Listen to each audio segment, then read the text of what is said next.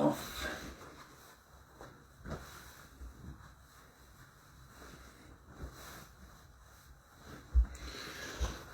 When I was doing my training in Denmark, actually, when we were doing our military training in North Zealand, there was a very peculiar commander there who was training my unit, and the peculiar thing about him was that unlike your typical, very stern, very aggressive, just very upright, sort of one kind of attitude type of general, this guy, he could hop, he could skip, he could twirl, he could just mince around like a ballerina on the battlefield, and then whenever there was a very specific drill or some sort of a battlefield situation, on the cards for that day for the training, he would change his mind intent to whatever specific task that it was working on, and he would just use the right level of aggression to get that task done. There was nothing else in his mind except getting that specific thing done, and he had just the right level of aggression to do that. Not too much, not too little, and then he would always revert back to his, almost like jelly body, like some Nagong going on inside him, man. Far out. It was crazy. But I guess some soldiers, they just pick this up. They understand, they understand this, Goldilocks zone, whereas you just revert back to that, And so, I'm working on a few things today.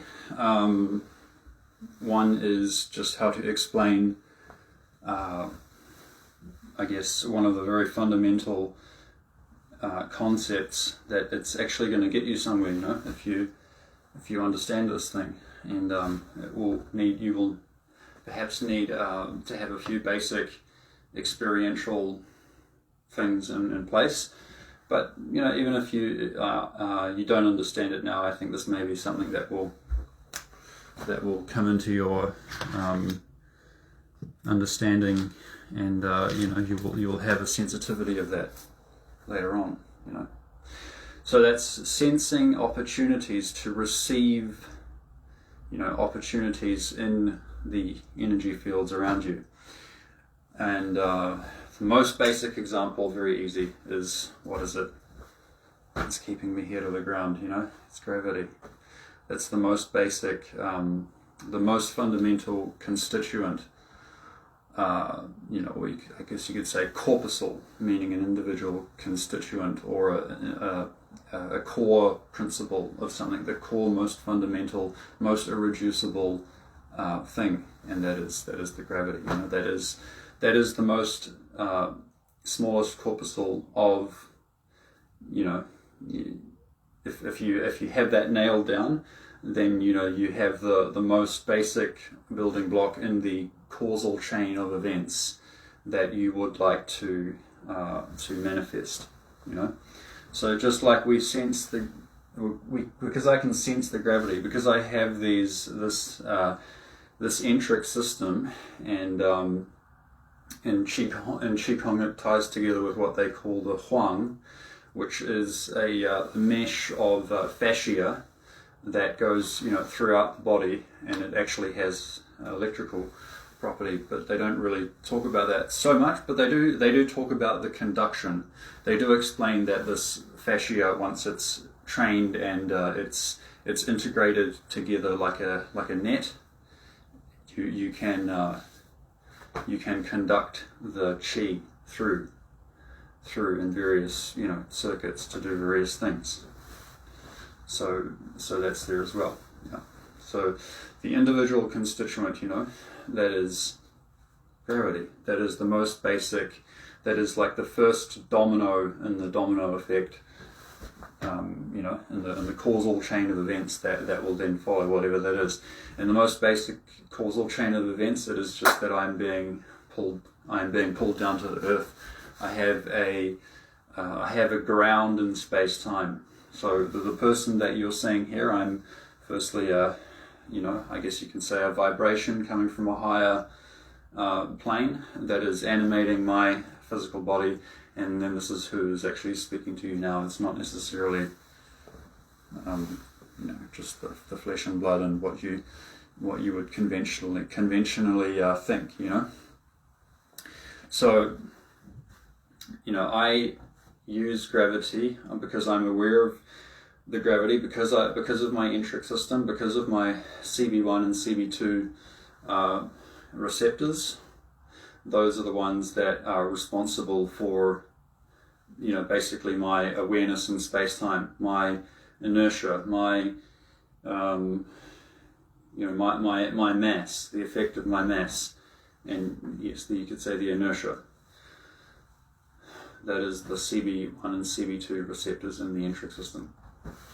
So those are the deep ones. Okay, so those are the ones that you are training when you are training meditation, when you're training Tai Chi, when you're training yoga, and when you're getting deeper down. Those are the ones you want to learn to use. You know, like in normal interaction, we're very aware of the skin receptors and the pressure receptors on the skin to detect the heat and things.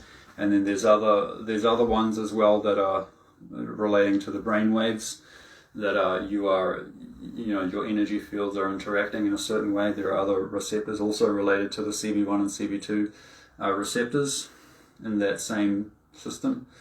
So Taoist causal magic, how to manifest something, how to, you know, get something that you need.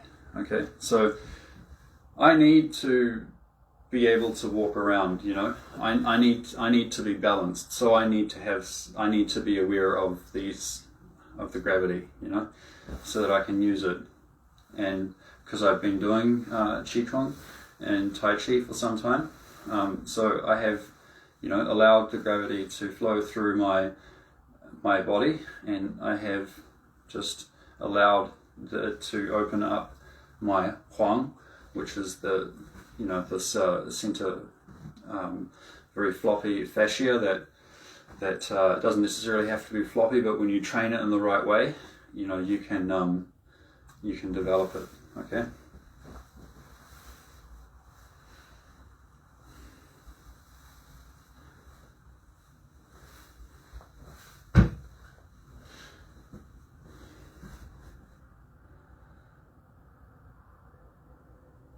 So, because I'm aware of it, I'm letting my mind sink through it. That is an energy field. That is an example of an energy field in the constituent parts of this causal chain of events that can unfold. In this case, the causal chain of events is that first event, you know, my body is being sunken, and then later on down the domino effect of causal events, there's all sorts of different systems in the body that is related to that is held up by that is functioning because of that.